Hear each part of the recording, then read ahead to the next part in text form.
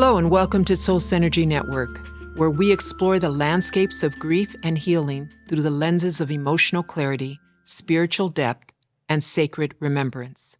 I'm Dr. Irma Elisheva Diaz, and today I invite you to walk with me into the quiet terrain of time, the second year of grief, and beyond, after losing a loved one.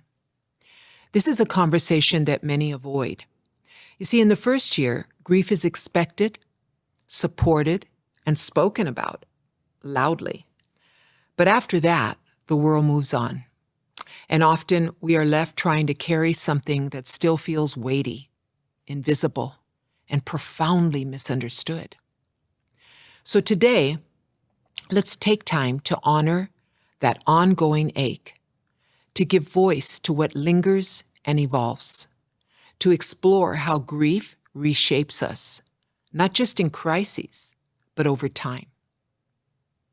In the first year, grief arrives like a tempest, loud, overwhelming, and filled with adrenaline.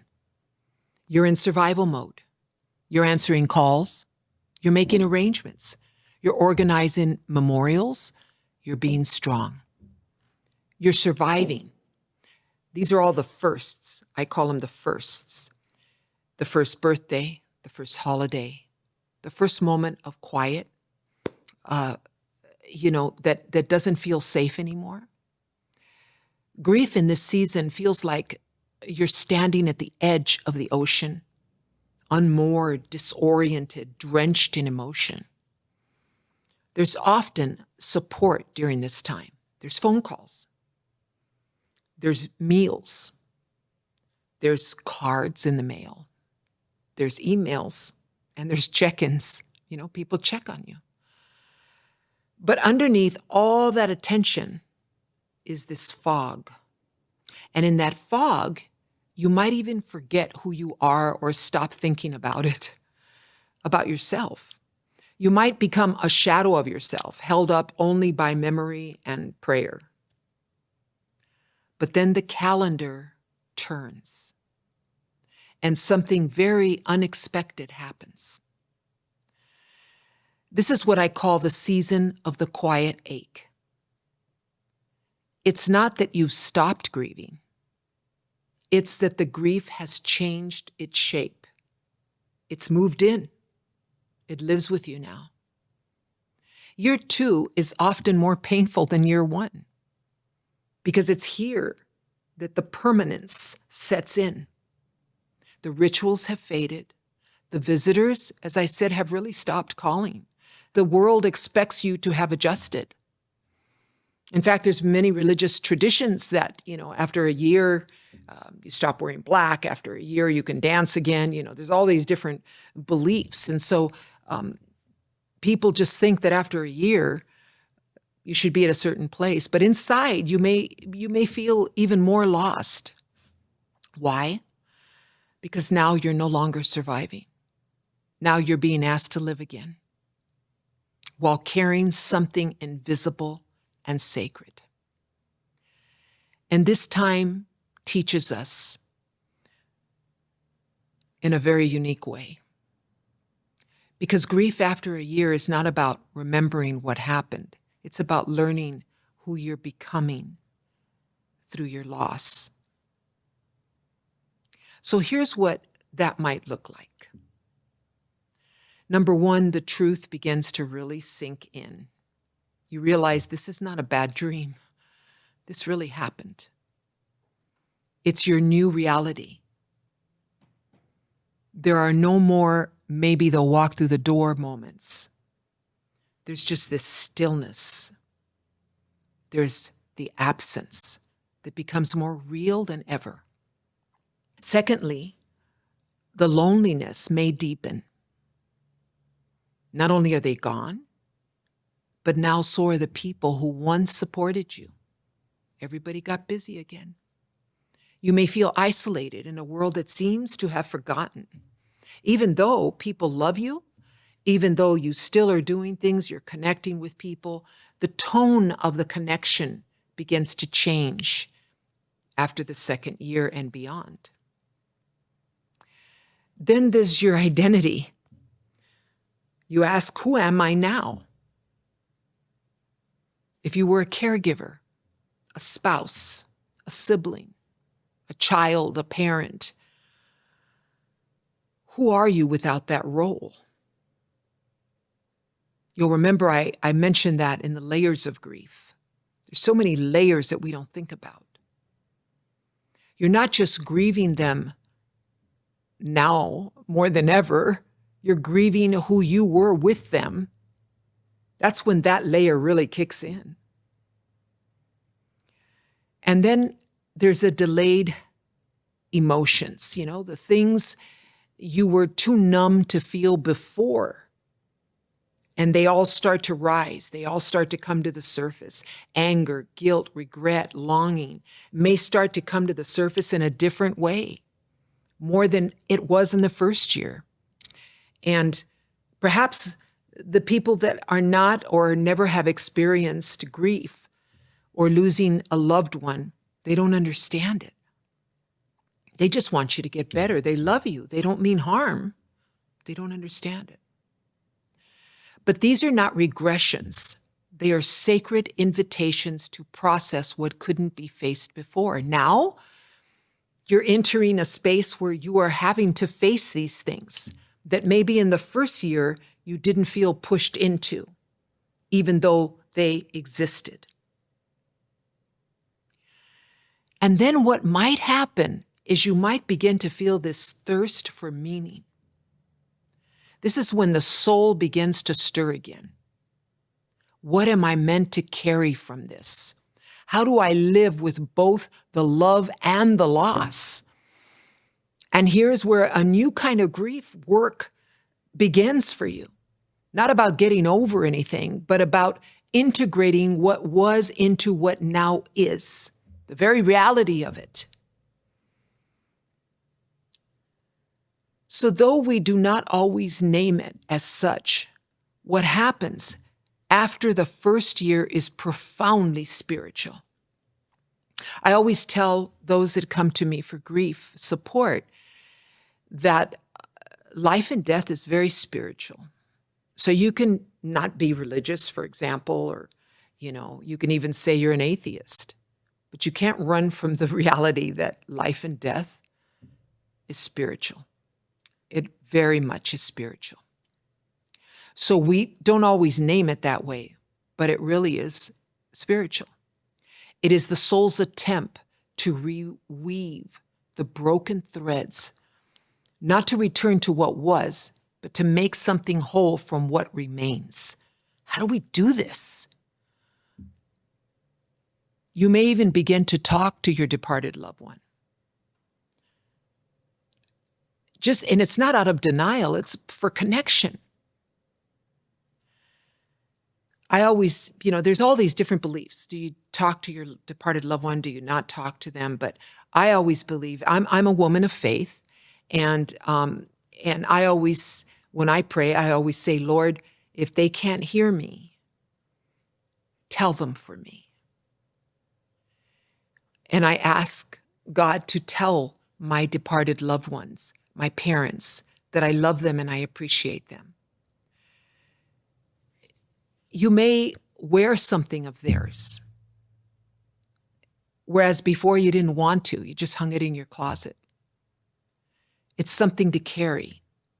You may want to light candles. You may want to speak prayers out loud or visit sacred, the sacred place where they were laid to rest. Not to summons the past, but to honor the eternity of love.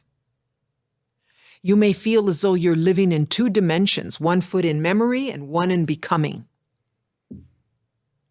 It isn't confusion. It's transformation. It's part of life. In the ancient wisdom of soul, there is an understanding that time itself bends around grief. I'm going to say that again. Time bends around grief. You are not just healing. You are growing around the wound. It's profound. This is the divine echo of love, and grief leaves that behind. It does not disappear. It becomes woven into your inner self, your inner sanctuary. So here are a few ways to care for your evolving soul in this longer journey. Number one, there are people that journal. And some people don't like to journal, but I'm telling you, there's people that have said they don't like to, and when they lose a loved one, they begin to write. Because writing is very therapeutic. You can write to them. You can write about their life. You can write about what they did for you, about their legacy. You start a journal where you write to your loved one, not to seek closure, but to continue the conversation. It gives you that feeling like you're continuing the conversation. Let your love speak in present tense. That's what that is. You write to them. Or you write a journal for your family. Number two, you ask, who am I becoming? Because remember, I've said it before, and I try to say it when I'm speaking about ourself and grief and our growth and to be well and to be whole. We are always becoming. You are constantly becoming. And that word is very important. So what happens is grief changes you. It grows our compassion. It strengthens our boundaries. We understand boundaries a little better. And it reveals our resilience. It reveals a lot about us. Number three, we want to honor their legacy. So you want to do something. Maybe you want to plant a tree in your yard, on their behalf. Maybe you want to make this beautiful photo book that can stay with the family for generations. Maybe you want to start a scholarship or a donation in their name. You want their memory to shape a new light in the world. I'm hoping to do something on legacy very soon, and it's very powerful, extremely powerful, profound. Number four, you want to make sure that you stay connected and safe in community. Join a grief group.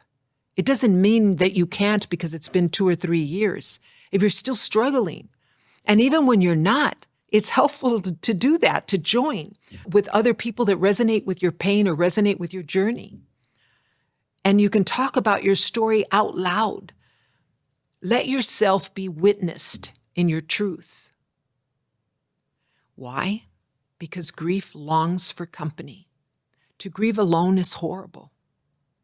To go through the stages alone is horrible. That's why it's so important to seek support. Number 5, release the myth of moving on. Because really, there's no such thing. There's only moving forward with memory, with meaning, with love that is still alive in you. The memories that stir in your heart, the pictures you look at, the times you think about when they hugged you, when you looked in their eyes. Healing is not the absence of grief. It is the presence of life, woven alongside the sorrow. You may notice during this time, you laugh again. You feel less guilty. You speak their name without choking up and crying. You wake up with a sense of peace, even if it's a fleeting peace. You begin to dream again. You protect your energy more fiercely.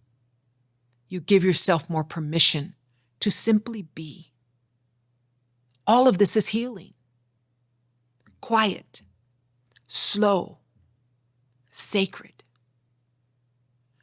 So if today you find yourself in the 2nd year and beyond, still aching, still remembering, still searching, please know you're not broken. You are becoming. Grief isn't a detour from your life. It's a corridor within it, a sacred hallway lined with memory, with tenderness, and with transformation. You never go back to who you were. You grow into who you're now meant to be. That becoming, believe it or not, is holy. And it's allowed to take time. If today's message held your heart and you're looking for a circle of others walking the same road, we welcome you. Email me at soulsynergynetwork@gmail.com. Subscribe. Go to our website, www.soulsynergynetwork.com. Go to the button. Don't forget to go to the button on YouTube and press subscribe. All of this is very, very helpful to be able to connect. So with gentleness, with reverence and abiding compassion, I thank you for allowing me to walk this stretch of your journey with you. Stay grounded, stay hopeful, and above all, stay in that sacred space of becoming. God bless you.